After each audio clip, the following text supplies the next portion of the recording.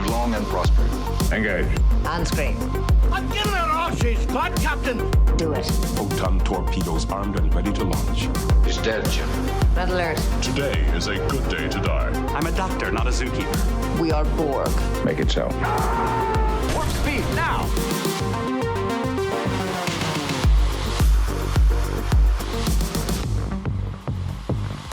Hey everyone, this is Alvin. And I'm Sid. And today we're talking about the season finale of Star Trek Picard. What a doozy of an episode. That was insane. Yeah. One of the things. Let's start off with what we liked. For me, like one of the things I really liked is the return of Riker. And we finally get to see some Federation ships. Mhm. Kind of like Riker's the way, even seeing him back in the command chair was something else, Yeah. It's even the way he sat in the chair, the posture that he had, I felt was like classic Riker. It was a classic Riker. Well, I'd like to say a Riker maneuver, but that's already a thing. It was great to see Riker in the command chair again, and great to see him in these updated uniforms, as we've already seen a few times already in this show. And those ships, like, what the heck? I want to talk about those ships. Yeah, they look pretty awesome. Yeah. There's actually all of them of the same class by the looks of it. Yeah, that was quite a bit. I mean, I don't know and we'll get into it a little bit later, but I don't know how realistic it would be to have, that large of fleet, just coming from one plea from Picard. But, it was really cool to finally see what a modern, what a 25th century, Federation starship will look like. Mm-hmm. Especially because it sounds like these are like almost brand new. Yeah, like these ships look like they have advanced in the last 20 years or so, since we last seen from Nemesis, and how far they have come, along with the Romulans too. Like, gotta admit, their warbirds are pretty sleek. I gotta admit. Yeah. And also a lot of things in this episode where a lot of, tying up of loose ends and a lot of other things too. I really liked, so one thing I really liked was, the way they handled data, because the big elephant in the room was that, they had, techno-babbled, a way to kind of bring him back. They used the memories from before, and essentially made almost like a virtual copy of him, right? And they used that to kind of help create all these other androids. But for me, one thing that's like classic Trek was, the fact that here you have, and it's data through and through, you have an android, who essentially they could have found a way to put him in a new body. Like they really could have, I feel like, they could have technobabbled that way in. But with what they, with what Data wanted, essentially he was saying, I gave my life to save you 20 years ago. I don't remember those moments because technically the copy of me that exists right now sitting in front of you, this is, it was created before that actual event, but I'm sure I didn't regret that. No, this is the way you don't, Picard, you didn't regret, giving up, his life to save the others. Right. But, his last wish was, request was, to die. He wants to experience a proper death, because that what really moved me the most is that because Data strived to be human or close to human as much as he wanted to, that final request would probably be the most human thing to ever say for an android. And that at that point, I got really emotional. It's like, oh my gosh, he's now finally saying his full goodbye here at this moment. So yeah, this is I really enjoyed that part. Like this whole closure of Data, I thought it was a proper send off for him. I thought it was a real way to say goodbye to Data's character, and that probably moved me more than I thought it would. So. Yeah, it was one thing too, because Data made the decision to give up his life in Nemesis, split second, not necessarily a split second decision, but also it was very quick. It was, I know I have to do this. If I don't do this, everyone on the Enterprise is going to die. Mm-hmm. It has to be me. I have to do it. And he did it, right? But in this instance, he has time to prepare for his own death. He has time to kind of make himself comfortable and then lay down, and you kind of see, as Picard's pulling out, these data sticks that I guess are, essentially having him function. Mm-hmm. having him function, wither away as an old man, as an old android. And that's something he's probably wanted his whole life, is to be one of the goals, if he's going to perish, to grow old, and to experience that, Right. And that was, what would be the poignant, I guess? Yeah. That would be the proper word for it. Yeah. And that was very moving for myself, at least, anyway. And I'm sure everyone out there too. It was. I thought it was a very good closure for Data. Yeah. Okay, let's talk about some of the other aspects of the episode. Okay, I'm going to jump into some of the things that for me, I didn't quite like. Every time we jump back to O, she kind of just seemed like she was just being evil. Yeah. I personally, I thought, well, it's a classic, I'm a villain narrating to nobody. Don't get me wrong. Me. The actress who plays O was pretty good. She was. But I felt that she kind of forced the character a bit. Yeah. You know what I mean? She kind of forced it too much to the point where, she would be overacting the character a bit. I don't even think it was her overacting. I think it was just the dialogue. Yeah, the dialogue. Yeah, that's what I meant. Yeah. The dialogue I felt was come on, really? Give her some flexibility to... I didn't. Okay. The whole Picard being put in a new body thing, and they made some very specific. You called this the last episode. I didn't think they would do it. You called it. Yeah, I called it. I called it in a way where I saw this coming. Where they might use this for something. It could be for who knows. Could be very obvious. I kind of saw it from a mile away. And it turns out I was kind of right. Yeah, for me, I didn't think they were going to go for that. I mean, looking back at it now, it's but I mean, I realized that for sure that's what they're going to do when it looked like Picard was dying. Well, so let's hold up for a moment. So when they say when at that moment where his disease was starting to act up while he was on Rio's ship, and with the doctor there, he was like, "Yeah, give me 20 cc's of this." So it'll make it fast. And now at that point, I was like, come on, no, you're not going to die now. And then I was thinking a little ahead further because they gave us a teaser in the first part of the episode. I'm like, well, wait a minute. What if, right? Mm-hmm. And then, of course, I pieced the two together as it was leading up to that moment. And I'm like, I totally called it at that point. As soon as they showed him dying, in mid, kind of not necessarily mid episode, but 2/3 of the way through, it was like, oh no, that's what they're gonna do. Yeah. I don't know how I feel about them putting him in a new body. I noticed that they're very specific about, technically you're still gonna die, and you're still gonna die when you normally would have died if you didn't have the Immuneric syndrome, if you didn't have this fatal disease, right. But at the same time, I kind of feel I wish they techno-babbled some way just to say, we cured your disease using this technology, but you're not in a new body. I mean, because the thing is that for me, this opens up so many. It's kind of like the in Star Trek Into Darkness, the Khan blood.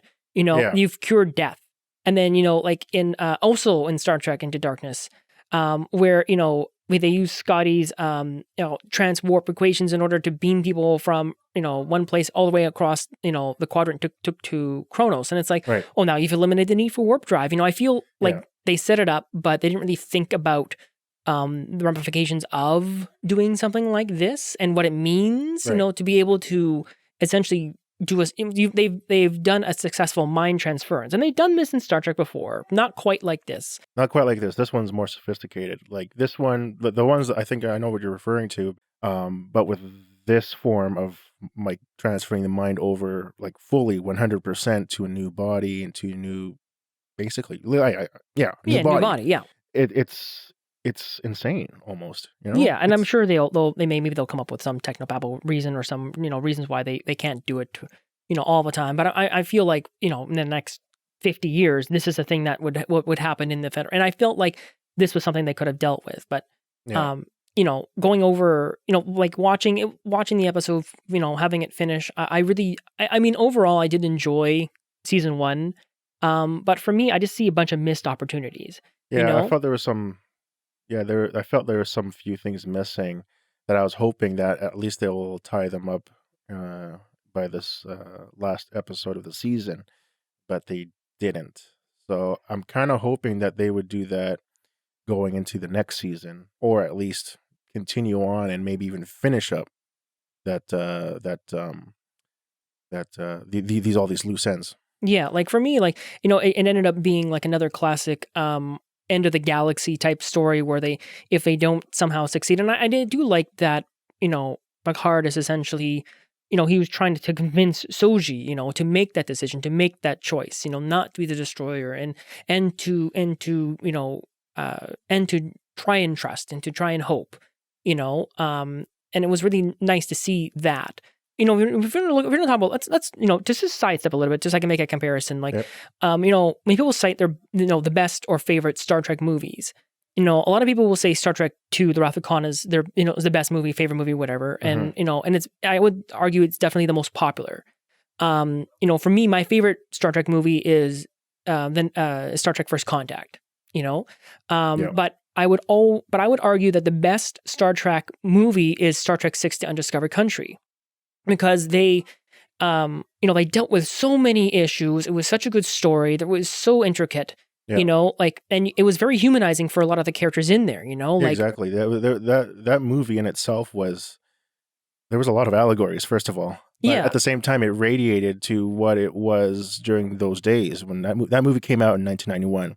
So that was just about the fall of the Soviet Union back then. There was a lot of political instability in those days too, of what would happen, right? And it kind of radiated to that movie at that point, and even today, it still actually stands the test of time. It's totally relevant today. Yeah, I mean, like because like the Klingons had always been kind of a stand-in for the USSR. Yep. Because they had, the Federation had a Cold War with the Klingons. The USA had a Cold War with the Russians, and that was kind of part of it. So when the fall of the Soviet Union happened, it was no mistake that they decided to kind of that coincided with this movie, where like the Federation and the Klingons were now looking at a situation where we maybe peace would be pieces within our grasp, and even though it's difficult, even though we've had this really bad history, etc. Right. We can essentially end the Cold War. Right. But there were so many layers on that. You had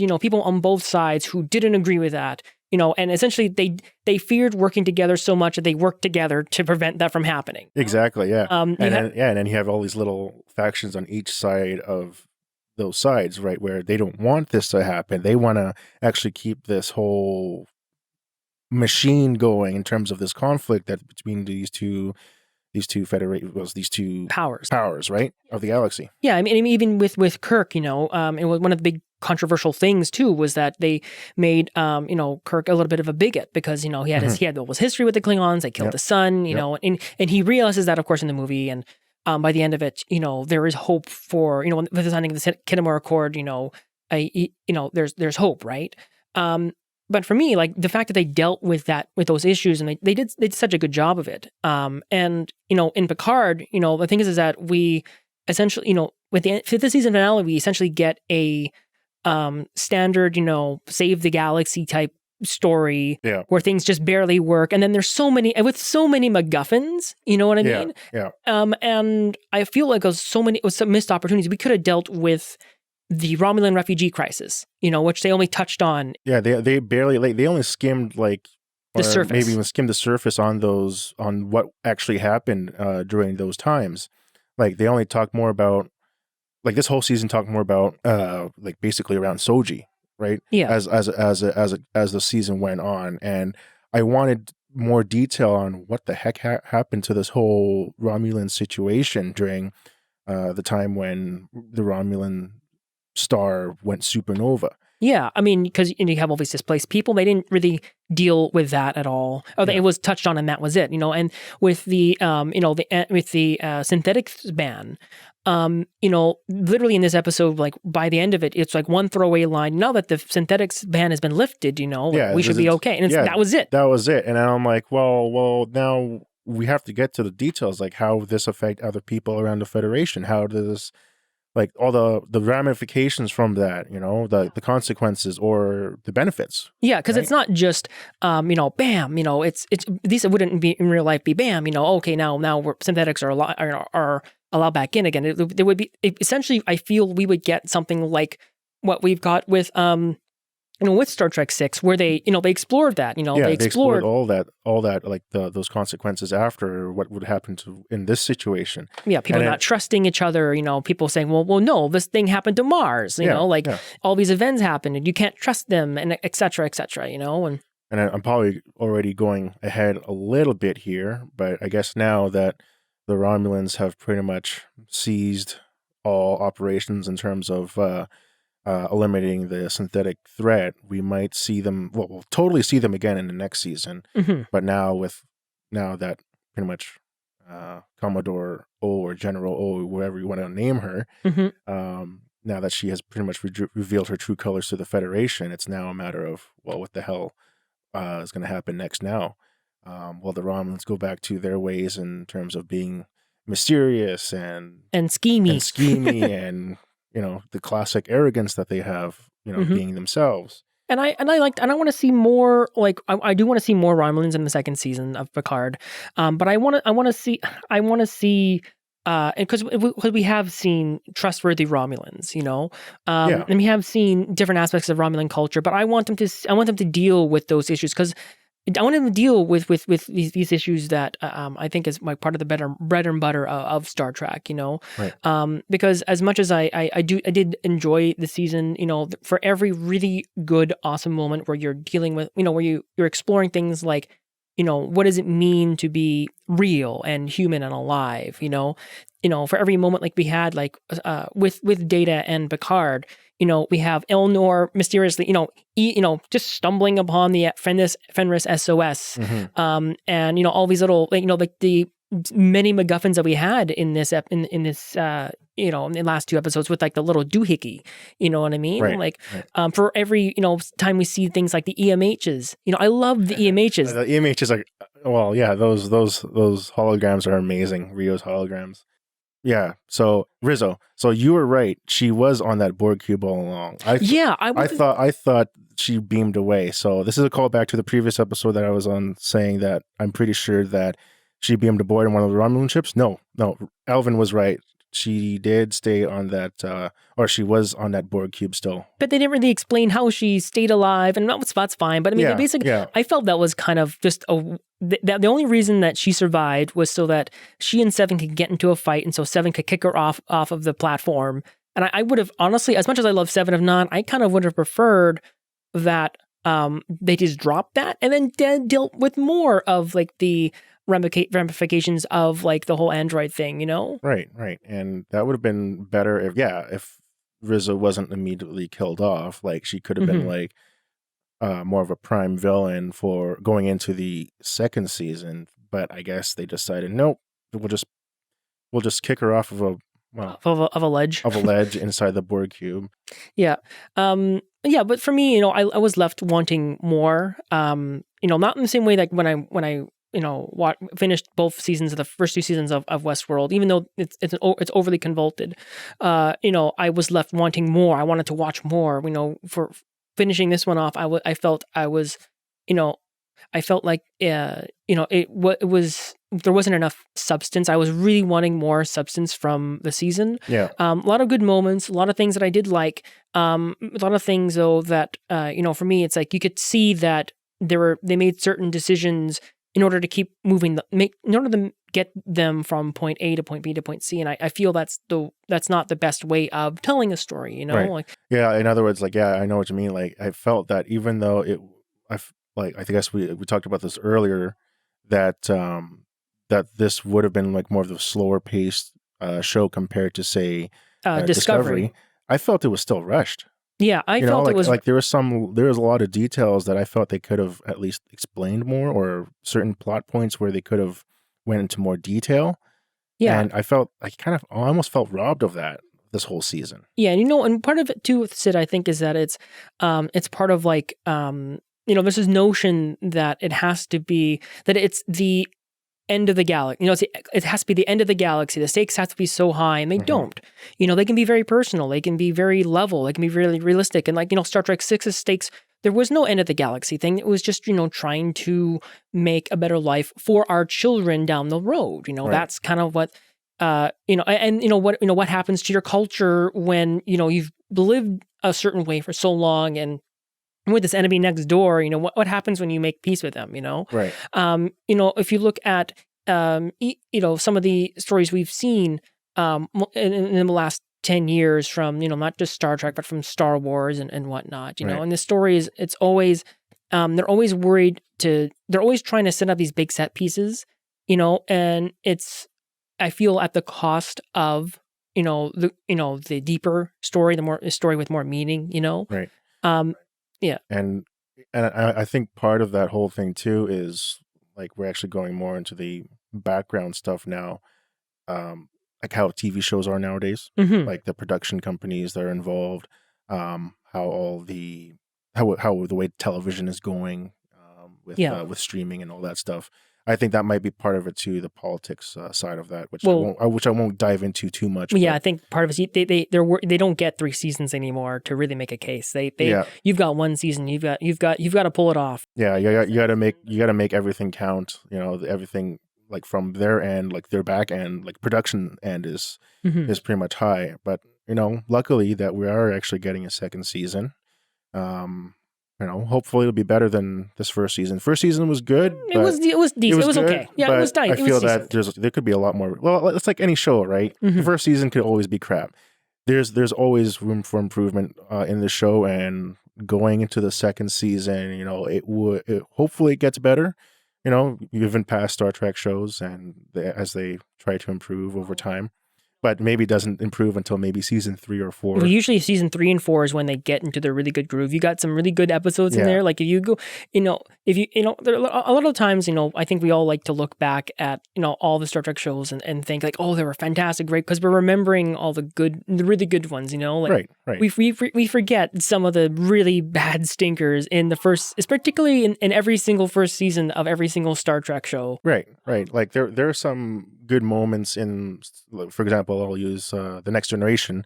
There's some good episodes on the Next Generation, like 11001001. Yep. That was a good episode. I hope I got that right. I loved Arsenal of Freedom. I love Conspiracy. Conspiracy was good. Those were good episodes, and those were little nuggets of what would be yet to come. And then second season, well, it kind of laid flat because apparently there was a writer strike during that. That season. Yeah, but we're getting sidetracked. We're getting sidetracked, but long story short, going back to Picard, there's a lot of room for improvement. Yeah, and I mean, like one thing too is like I think by the end of the episode, essentially it's almost as if we've set up for season 2. We have. Everyone, we have like all the crew knows each other now. There's no more introductions. Everyone's kind of has their thing or their place, right? Yeah, and at this point, like going into that last shot in this, the final scene of this episode, everybody is pretty much getting together, and they already know who they are, and looks like they're now part of this whole ragtag of a crew that they have here, and it looks like this would be a good start or something good with this whole crew that we have going to the next season. Yeah, well, it looks like we're setting up for season 2. I am looking forward to season 2. Again, there are things that I hope that they improve on. Yeah, overall it was a good first season. It was decent. A lot of little things that annoyed me, but overall I was still able to enjoy it. And for me, here's hoping that with season 2, they're able to build upon what they've already established and some of the stuff that they've created. The world building that they set up, and that they're really able to start diving into more bigger issues and deal with certain things like the Romulan, with the Romulan situation, and even with maybe even still the android, the synth ban and whatnot, and the fallout from it now being lifted. Right. I think it will get better as we go on. Hopefully this second season will be good. The Trekily theme is Gravity by Stanley Gurvich, found on Artlist.